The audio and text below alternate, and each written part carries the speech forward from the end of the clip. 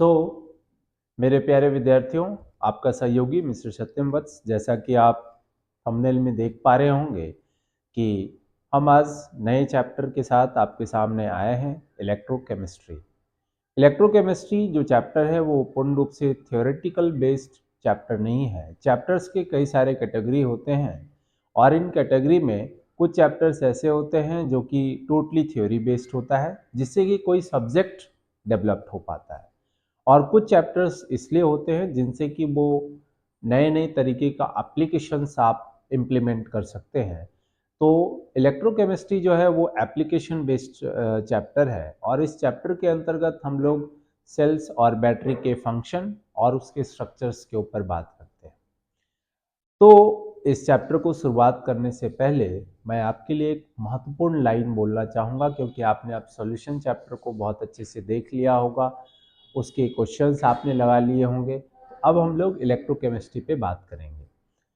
Solution chapter में जिस तरीके से क्वेश्चंस को प्रोवाइड किया गया, ठीक वैसे ही इलेक्ट्रोकेमिस्ट्री के भी क्वेश्चंस लास्ट में आपको दे दिए जाएंगे। आज के इस वीडियो में हम लोग ये जानेंगे कि इलेक्ट्रोकेमिस्ट्री क्या है और ये इतना महत्वपूर्ण क्यों है।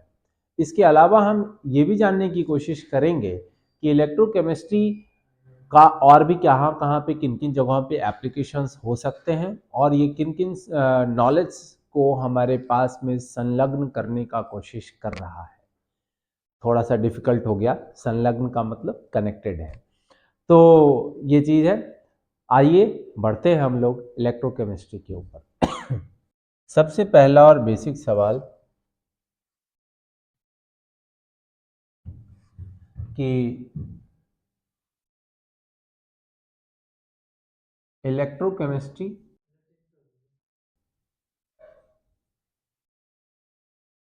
इलेक्ट्रोकेमिस्ट्री किसको कहेंगे? What is electrochemistry? तो जब हम इलेक्ट्रोकेमिस्ट्री की बात करते हैं तो ये प्रोडक्शन ऑफ इलेक्ट्रिसिटी के ऊपर डील करता है। सबसे पहली बात, it deals with the production of electricity. दूसरी बात है कि प्रोडक्शन ऑफ इलेक्ट्रिसिटी होगा कैसे? By the energy of spontaneous reaction spontaneous reaction by the help of energy of a spontaneous reaction। अब पहली सवाल ये आता है, यानी इलेक्ट्रोकेमिस्ट्री को स्टार्ट करने से पहले हमको ये जानना होगा कि स्पॉन्टेनियस रिएक्शन क्या है और नॉन स्पॉन्टेनियस रिएक्शन क्या है। Spontaneous and non spontaneous reaction क्या है? Whenever we talk about spontaneous, it simply means कि कोई भी ऐसा रिएक्शन जो बिना किसी सोर्स के अपने आप हो जाए, यानी कि reaction which happens without using any external energy, बिना किसी एक्सटर्नल एनर्जी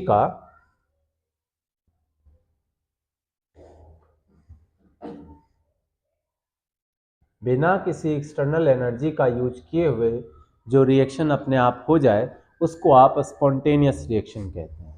नॉन स्पॉन्टेनियस क्या होगा?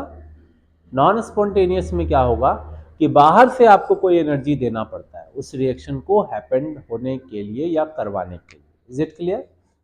तो नॉन स्पॉन्टेनियस का मतलब है कि रिएक्शन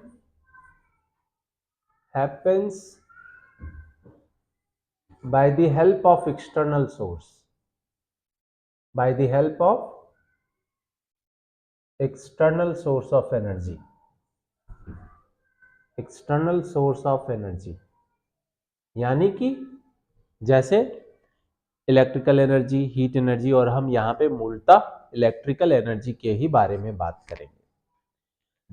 नाउ लेट अस कम नेक्स्ट जो टॉपिक हम यहाँ पे बात करेंगे कि तो स्पॉन्टेनियस रिएक्शन होता क्यों है और कैसे यहाँ पे पॉसिबल है।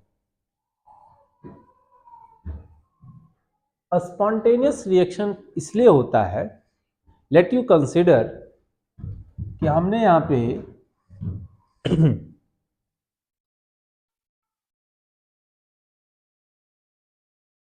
दो कंटेनर लिया है।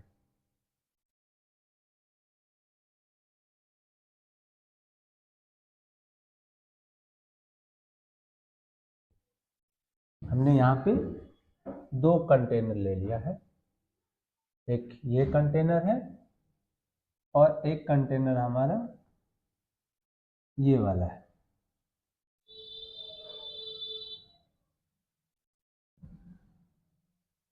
ये दो कंटेनर है, ओके।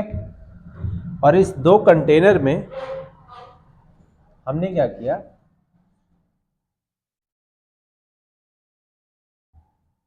ये एक सॉल्यूशन डाला है और ये सॉल्यूशन एक्चुअली में इसके अंदर हमने डिप किया हुआ है कॉपर का इलेक्ट्रोड। कॉपर का इधर नहीं रखिए, जिंक बना लीजिए इसको।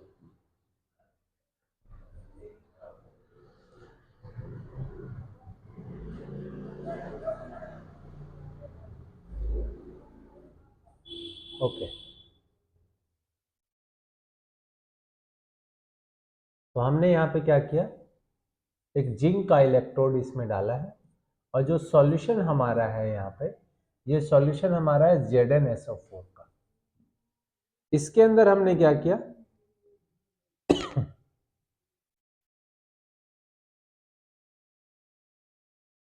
इसके अंदर हमने कॉपर सल्फेट का सॉल्यूशन डाला है और इलेक्ट्रोड भी हमने कॉपर का लिया है और इस सेल को हमने एक वायर से कनेक्ट कर दिया। इसको क्या मैं यहां पे किसी प्रकार का बैटरी इस्तेमाल कर रहा हूं? बिल्कुल नहीं। क्यों? क्योंकि यहां पे जो रिएक्शन काउज होगा वो स्पॉन्टेनियस होगा, वो अपने आप वो रिएक्शन अकर करेगा। सवाल अब ये उठता है जहां से कि विद्यार्थी सबसे ज्यादा कंफ्यूज होता है कि ये रिएक्शन अपने आप हो क्यों रहा है। इसलिए हो रहा है because there is a difference between, इसको हम लोग बोलेंगे इलेक्ट्रोलाइट। इलेक्ट्रोलाइट क्या होता है वो आगे हम बताएंगे।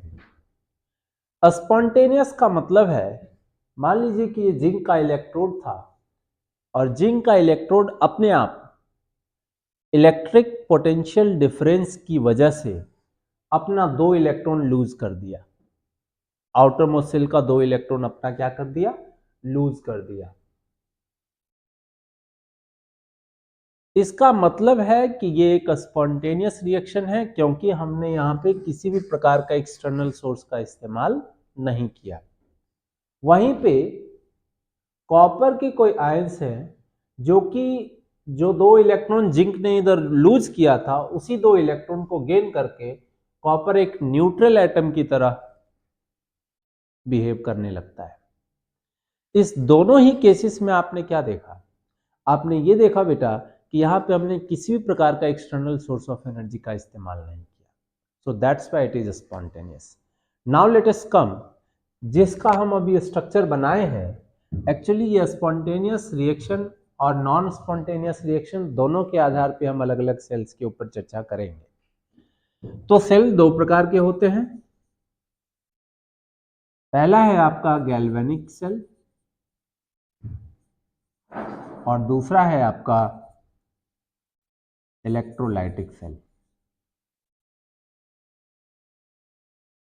इलेक्ट्रोलाइटिक सेल, अभी ये जो स्ट्रक्चर आपको दिख रहा है, ये स्ट्रक्चर गैल्वेनिक सेल का है।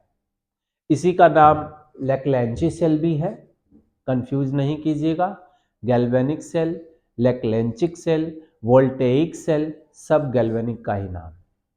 गैल्वेनिक हो या लेक्लैंची हो, ये दोनों साइंटिस्ट के नाम के आधार पे। वोल्टेइक इसलिए है क्योंकि सबसे पहली बार वोल्टेज मेजर यहीं से किया गया भैया।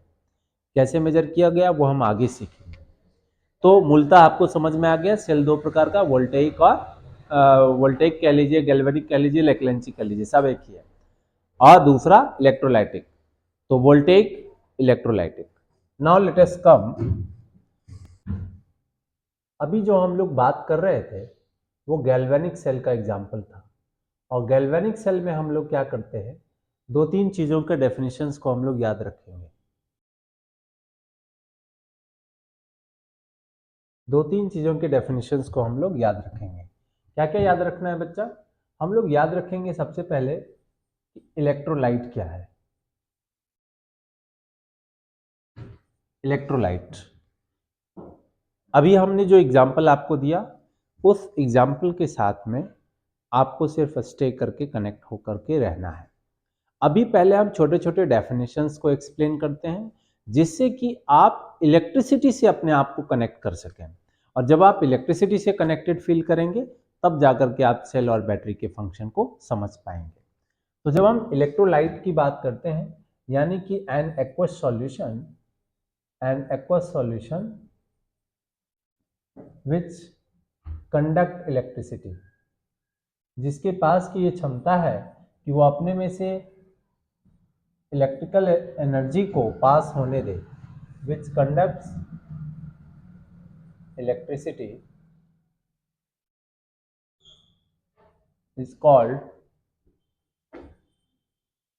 इलेक्ट्रोलाइट्स। अब ये कितना अच्छा इलेक्ट्रिसिटी को कंडक्ट करेगा उसके आधार पे दो प्रकार के इलेक्ट्रोलाइट्स, स्ट्रॉन्ग इलेक्ट्रोलाइट और वीक इलेक्ट्रोलाइट।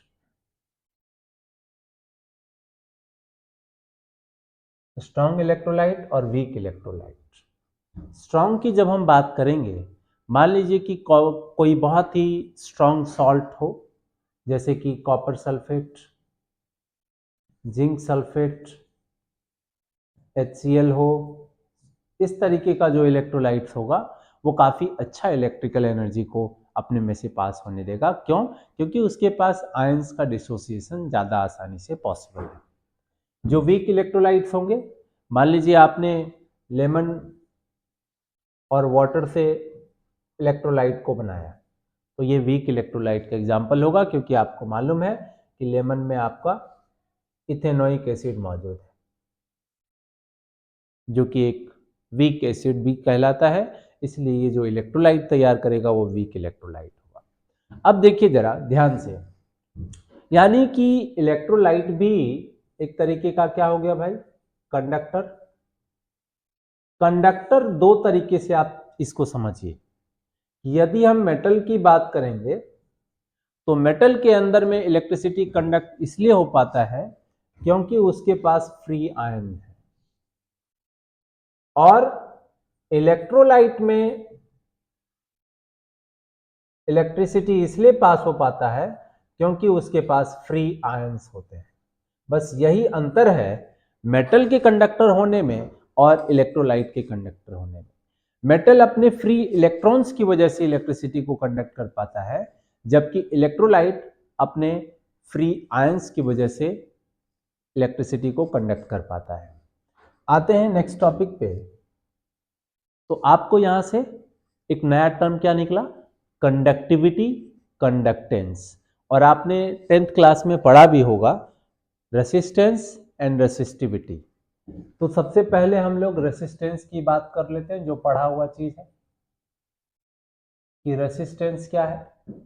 तो जब हम रेसिस्टेंस की बात करते हैं इसका मतलब है the property of a substance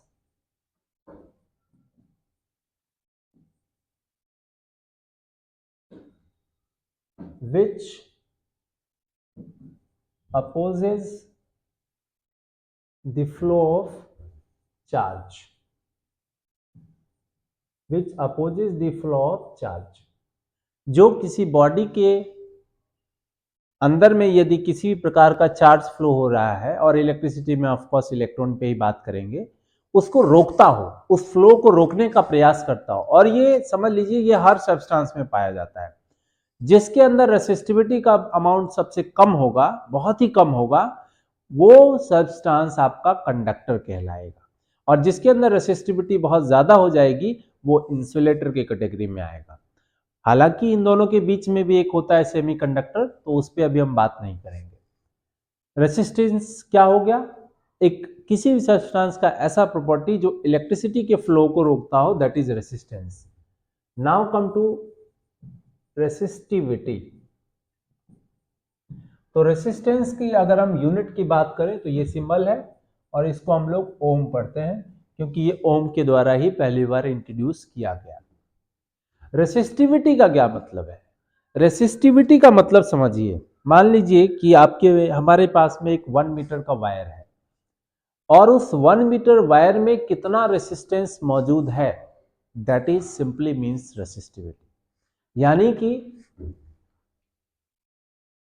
in a length of 1 meter, the amount of resistance, the amount of resistance present in a length of 1 meter, the amount of resistance present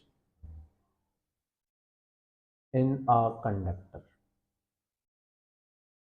किसी कंडक्टर के एक लेंथ की लंबाई, 1 metre की लंबाई में कितना resistance available है, दैट इज कॉल्ड रेसिस्टिविटी, और इसलिए इसका यूनिट हो जाता है ओम मीटर। तो यानी रेसिस्टेंस क्या किया? रेसिस्टेंस इलेक्ट्रिसिटी के फ्लो को रोका। रेसिस्टिविटी क्या हुआ कि 1 मीटर में कितना रेसिस्टेंस है, that is resistivity. Now come to the conductance and conductivity. Conductance and conductivity. Resistance को हम लोग R से रिप्रेजेंट करते हैं और कंडक्टेंस को हम लोग G से रिप्रेजेंट करते हैं। कंडक्टेंस को हम लोग G से रिप्रेजेंट करेंगे। एक चीज और समझिएगा कि जब हम रेसिस्टेंस की बात करते हैं तो रेसिस्टेंस के जो फैक्टर है, कौन कौन सा ऐसा फैक्टर होगा जिस पे रेसिस्टेंस डिपेंड करेगा? तो सबसे पहले है लेंथ ऑफ द वायर, जो कि आप देख भी रहे हैं।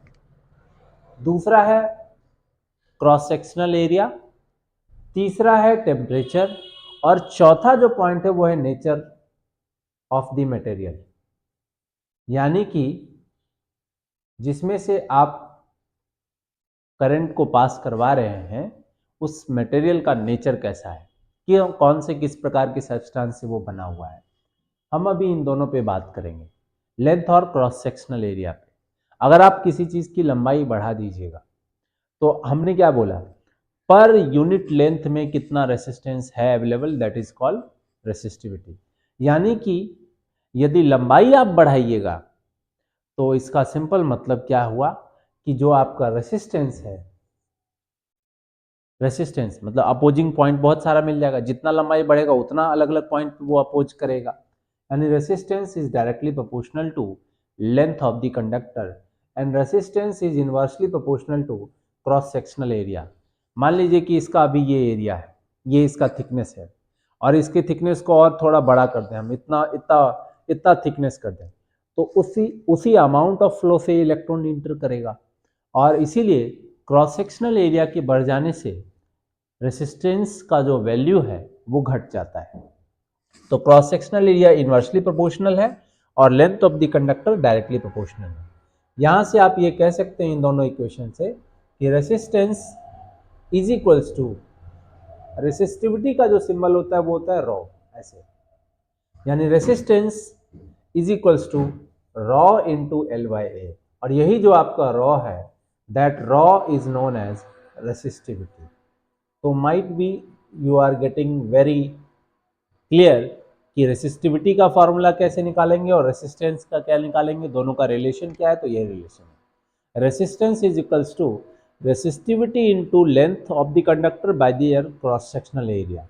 नाउ कम, जो कि हम आपको बताना चाह रहे थे, कंडक्टेंस एंड कंडक्टिविटी। तो आपने क्या देखा, आपने देखा कि रेसिस्टेंस का हमने फॉर्मूला पढ़ा, resistivity into length upon area. Is it clear? Conductance क्या है? कंडक्टेंस है कि प्रॉपर्टी का वो सब्सटेंस जो कि वो उसको मदद कर रहा है इलेक्ट्रिसिटी को फ्लो होने में, that is known as conductance, the property of a substance which helps to conduct electricity. Okay, तो कंडक्टेंस को हम किससे रिप्रेजेंट कर रहे हैं, जी से। तो कंडक्टिविटी क्या हो जाएगा, जैसे रेसिस्टिविटी में आपने पढ़ा कि पर यूनिट लेंथ में कितना रेसिस्टेंस, वैसे ही कंडक्टिविटी क्या हो गया कि पर यूनिट लेंथ में कितना कंडक्टेंस, पर यूनिट लेंथ में इन पर conductance in per unit length, conductance in per unit length, that is called conductivity. Conductivity जैसे देखिए रेसिस्टिविटी को आप रॉ से रिप्रेजेंट किए थे और उसका यूनिट क्या पढ़े थे आप, उसका यूनिट पढ़े थे ओम, सिंबल ये वाला दिए थे ना, और रेसिस्टिविटी का यूनिट क्या था, ओम मीटर। वैसे ही कंडक्टिविटी का भी सिंबल होगा, ओम को आप इस तरीके से उल्टा करके लिख दीजिए, that is known as symbol of conductivity. और इसके यूनिट को देखिए कितना कितना मतलब बच्चा वाला बात दिमाग है, ओम हम ऐसे लिखे और कंडक्टिविटी को क्या पढ़ते हैं, महो, सब कुछ उल्टा है उसका। कंडक्टिविटी रेसिस्टिविटी का क्या पढ़ा था आपने, ओम मीटर, तो यहां पे क्या हो जाएगा इसका फिर उल्टा, यानी कि ओम इनवर्स मीटर इनवर्स, यानी 1/ओम metre, that is conductivity. Conductivity का सिंबल क्या होगा, इसको हम लोग कापा से रिप्रेजेंट करते हैं, इसको हम लोग कापा बोलते हैं। तो कंडक्टिविटी कापा से रिप्रेजेंट हो रहा है, कंडक्टेंस महो से रिप्रेजेंट हो रहा है। कंडक्टेंस की यदि हम यूनिट की बात करेंगे तो सारा फॉर्मूला अपोजिट हो जाएगा, यानी कि महो इज इक्वल्स टू या जी इज इक्वल्स टू आपका हो जाएगा A/L, क्योंकि कंडक्टेंस एरिया का डायरेक्टली प्रोपोर्शनल होगा और लेंथ ऑफ द कंडक्टर का इनवर्सली प्रोपोर्शनल होगा। और यहां पे आप रख दीजिएगा K into A/L, that is known as conductivity. और K हमारा क्या है बेटा, K हमारा कंडक्टिविटी है, कापा। तो अगर कभी कापा का रिलेशन निकालना हो तो क्या हो जाएगा, conductance into length of the conductor by the area. So may I hope यहां तक मैं आपको सारे जितने बेसिक डेफिनेशंस थे जो कि अभी हम यूज़ करेंगे इस चैप्टर को एलबोरेट करने में, स्पॉन्टेनियस रिएक्शन क्या है, नॉन स्पॉन्टेनियस क्या है, कंडक्टिविटी क्या है, कंडक्टेंस क्या है, रेसिस्टेंस क्या है, रेसिस्टिविटी क्या है, ये सारी चीज़ें मैंने आज की इस वीडियो में आपको बताया। आने वाले वीडियो में आपको गैल्वेनिक सेल के ऊपर अब हम बात करेंगे, हम बात करेंगे सेल नोटेशन के ऊपर, हम बात करेंगे गिब्स फ्री एनर्जी का रिलेशन, हम बात करेंगे सेल पोटेंशियल के ऊपर, इलेक्ट्रोड पोटेंशियल के ऊपर, सेल का फॉर्मूला और नर्स्ट इक्वेशन। नेक्स्ट वीडियो में इतना तक की चीज़ों को हम कवर करने की कोशिश करेंगे। और उसके बाद का जो आपका वीडियो आएगा, मे आई होप 2 से 3 पार्ट में हम इस वीडियो को कवर कर देंगे। मेरे प्यारे विद्यार्थियों, आप इसी तरीके से अपने आप को अपना समय ज़्यादा से ज़्यादा निकाल कर अब अपने पढ़ाई के ऊपर लगाएं। और आपके लिए जाते जाते इस वीडियो के साथ आपको छोड़कर मैं जा रहा हूं। अगर आपको उस परीक्षा में अपना परचम लहराना है तो अभी वो समय है जिसमें आप जल के अपने आप को तपा करके आग का गोला बनाइएगा। मेरे प्यारे विद्यार्थियों, आप इसी वीडियो के साथ बने रहिए, नेक्स्ट वीडियो का इंतजार कीजिए। धन्यवाद। आपका सहयोगी मिस्टर सत्यम वत्स।